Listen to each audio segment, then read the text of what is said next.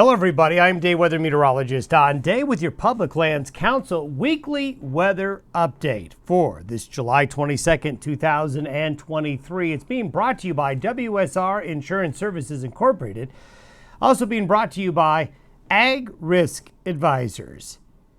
Heading into another week, the last full week of July, believe it or not. We're going to see exactly what we normally see in the western United States. Usually late July can be quite hot, and it will be. Sometimes late July brings afternoon and evening thunderstorms, and we'll see them.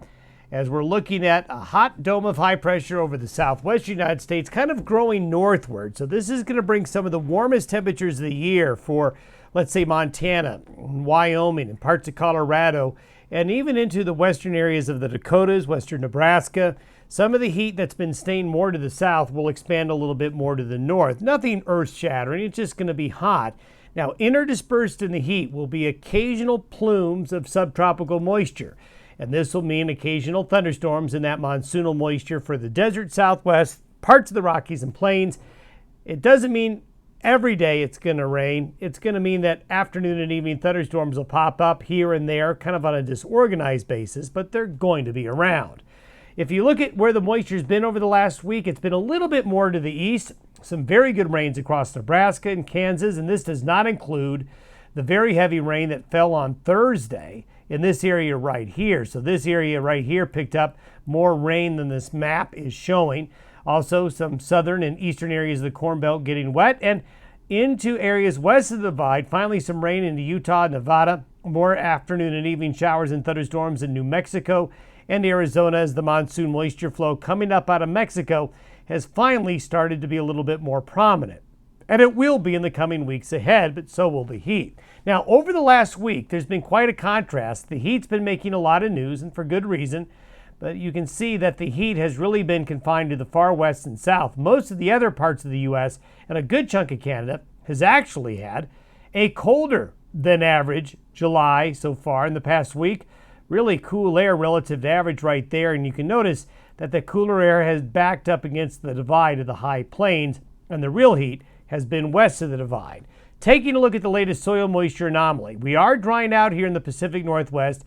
This is going to be a concern that we need to keep an eye on for the rest of the summer, as I do think that area is likely going to stay pretty dry. We still have the dryness in the Midwest and the Corn Belt area, and another area showing up here in northern North Dakota and parts of the southern plains way down south, and then these green areas where the heavier thunderstorms have been, and this area right here has picked up some significant rain over the last week, and that will probably show up on next week's chart.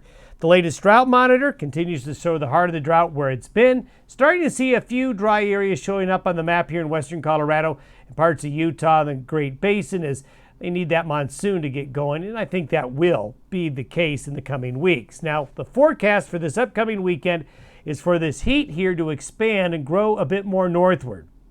So hot weather in the desert states will move in. Cooler than normal conditions with this trough in the Midwest. This will bring scattered areas of showers and thunderstorms, and the monsoon will be more suppressed into Mexico and southern Arizona and New Mexico this weekend, but we cannot rule out scattered showers and storms elsewhere. Now, speaking of temperatures, you will notice that the western United States is going to start to heat up this weekend. These are the temperature anomalies on Sunday, and this is by Wednesday.